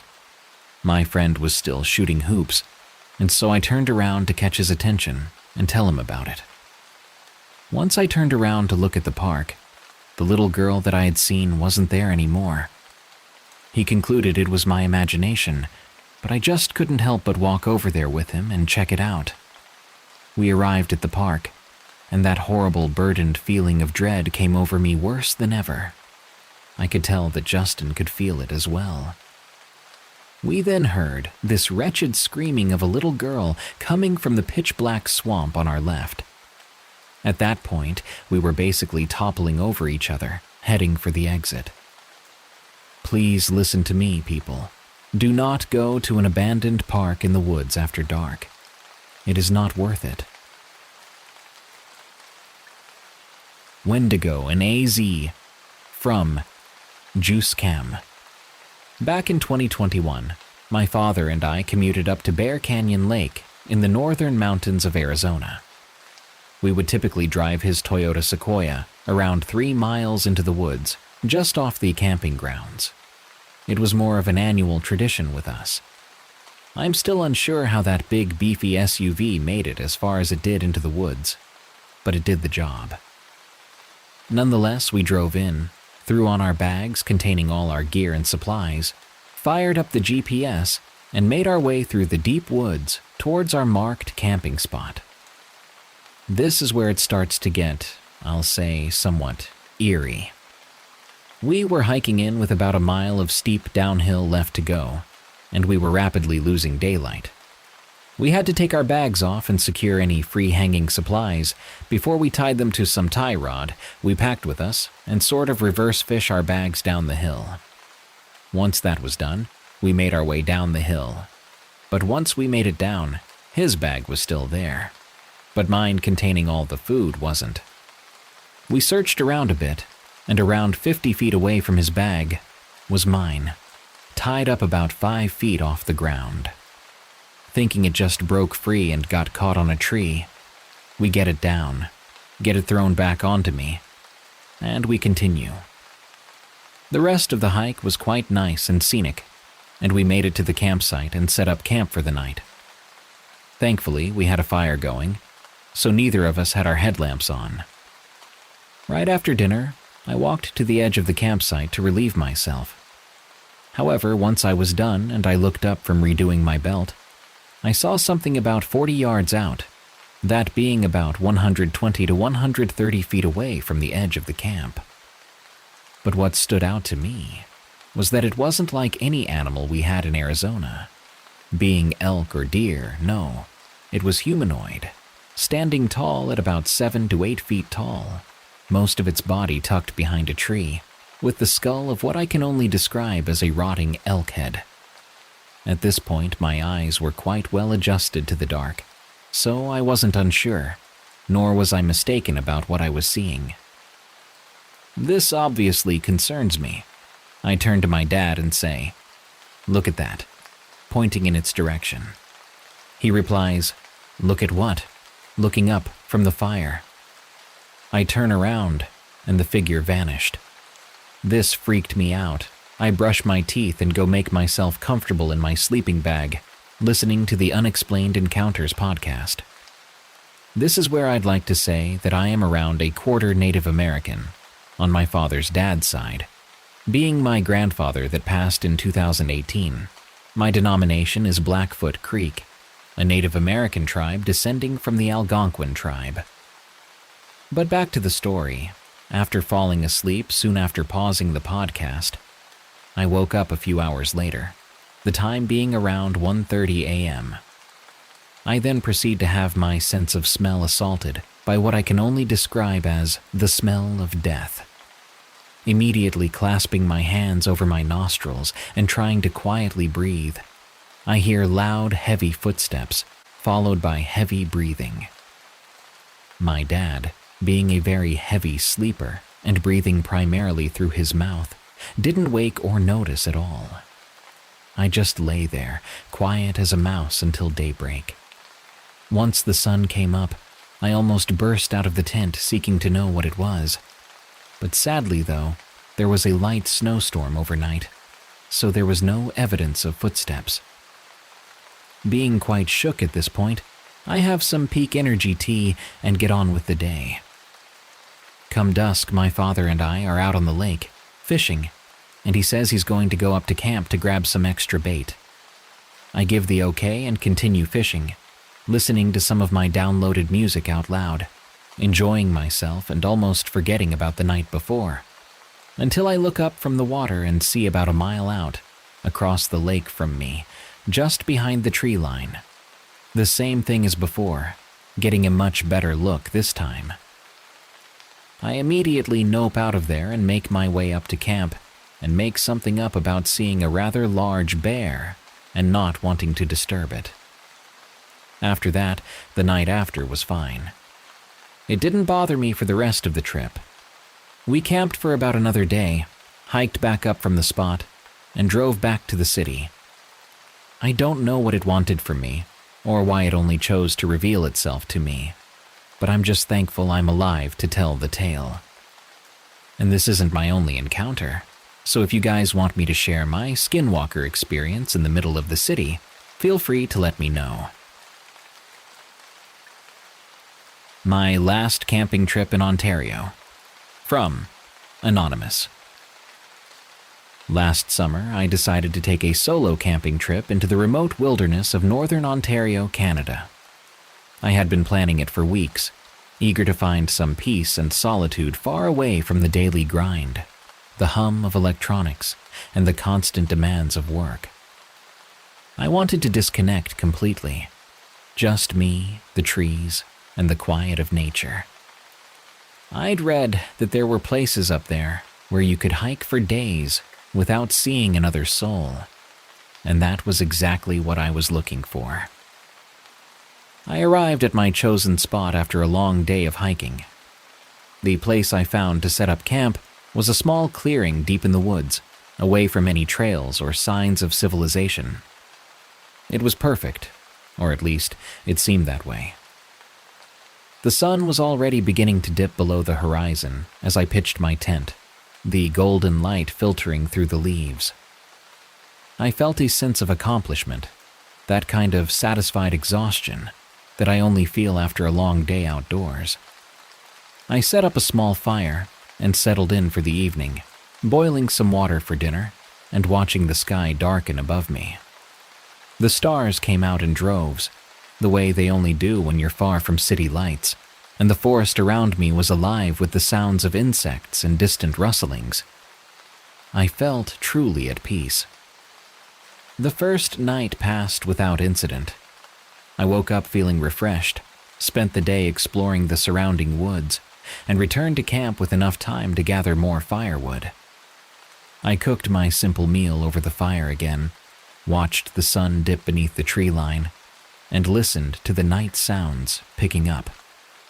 I could hear the soft scurrying of nocturnal creatures, the rhythmic chirp of crickets, the rustling of leaves, the comforting soundtrack of the wilderness. It wasn't until sometime around midnight that everything changed. I woke up suddenly, disoriented. My fire had long since died down, leaving the clearing in darkness. It took me a moment to figure out why I was awake. And then I heard it. A rustling sound coming from just beyond the camp.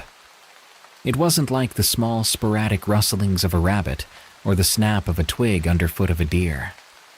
This was different, louder, deliberate, something moving through the undergrowth. I sat up in my sleeping bag, my senses on high alert, straining to listen. My first thought was that it might be a bear or a moose. Wildlife was common in these parts, after all. But something about the sound didn't fit. There was an intentionality to it, a rhythm that made my stomach twist with a deep sense of unease. I grabbed my flashlight, heart pounding, and tried to peer through the thin fabric window of my tent. But all I could see was darkness. The rustling grew louder, closer, until it sounded like whatever it was had to be right at the edge of my campsite. And that's when I heard it. A low, guttural growl that froze me in place.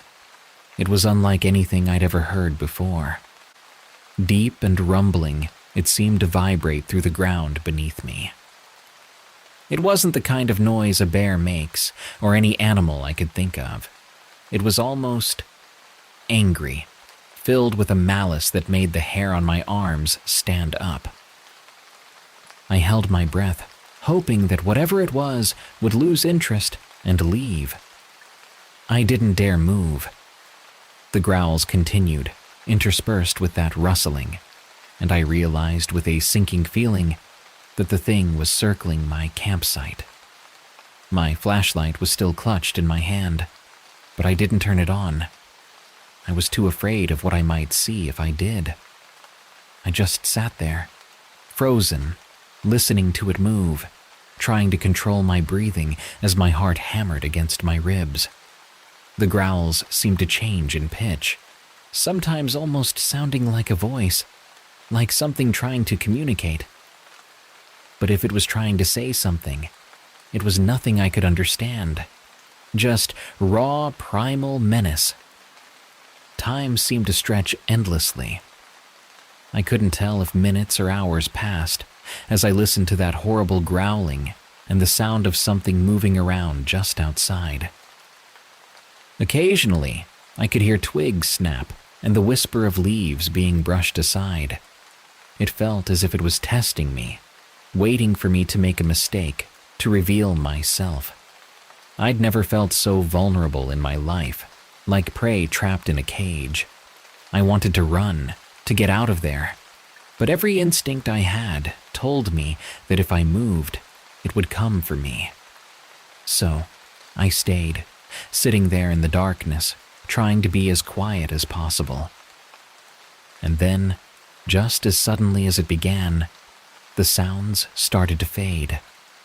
The growling grew softer, the rustling more distant, until eventually all I could hear was the pounding of my own heart and the wind moving through the trees. I stayed where I was, still too scared to move, until the first light of dawn began to filter through the trees, turning the darkness of the tent into a muted gray. Only then did I unzip the tent, my body stiff and aching from sitting in the same position for so long. The campsite looked exactly as I'd left it. The fire pit was cold, my backpack leaning against a tree, my small pile of firewood untouched. There was nothing out of place, nothing to suggest that anything unusual had happened at all. I walked cautiously to the edge of the clearing, searching the ground for any tracks, any broken branches, anything that could prove that what I had heard was real. But there was nothing. No prints, no marks in the dirt, no signs of any creature, natural or otherwise. I spent the rest of that morning packing up camp. I was exhausted, every muscle in my body aching from tension and lack of sleep. Part of me wanted to stay, to prove to myself that it had just been some weird animal, that there was nothing to be afraid of. But the larger part of me knew I needed to leave. Whatever had been out there, it wasn't something I wanted to meet again. The hike back to my car felt longer than the hike in. Every snap of a twig, every rustle of leaves had me whipping my head around, my flashlight at the ready, even though it was broad daylight. The woods, which had felt so welcoming just a day before, now felt oppressive, every shadow hiding something unseen. I kept replaying the sounds in my head. Those growls, the strange way they almost seemed to shift in tone. It felt wrong, in a way I couldn't put into words. I've thought about that night often since it happened. I've searched online, hoping to find some explanation. Stories of similar encounters, local legends, anything that might help me understand what it was that I experienced. I've come across a few vague accounts of strange noises in the woods, but nothing that really matches what I heard. Some people suggest it could have been a bear, or maybe even a wolf, but deep down, I know it wasn't. There was something about the sounds, the deliberate way it moved, that felt off, almost intelligent, in a predatory way. Even now, when I think about it, I get that same uneasy feeling I had that night. The sense of being watched, of something out there in the darkness that didn't belong.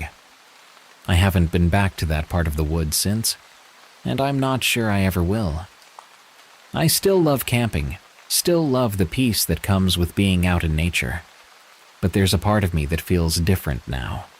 A part that knows there are things out there that we don't understand. Things that watch from the shadows, waiting. I've told a few people about what happened, but I can tell they don't really believe me. They nod, give me that polite smile, and say it must have been some animal, or maybe a trick of the wind. And maybe they're right. Maybe it was nothing more than an overactive imagination in the middle of a dark forest. But I know what I heard, and I know the fear that gripped me that night was real. Sometimes when I'm lying in bed, I'll hear a noise outside, a rustling, a low sound carried by the wind, and for a split second, I'm back in that tent, holding my breath, waiting for whatever was out there to move on. Thanks for stopping by our little campsite here at Outdoor Terrors. To hear your story on the show, send it to us at darkstories.org. For more scary stories from me, catch me on my other podcasts, Unexplained Encounters and Tales from the Break Room, on Spotify, Apple Podcasts, or your favorite podcast app. Or go to eeriecast.com for those and even more terrifying podcasts. Follow me on X or Twitter at Prevails, and if you don't mind, leave a rating for Outdoor Terrors on Spotify and Apple Podcasts. Till next time, I'll see you soon when the campfire blazes once again.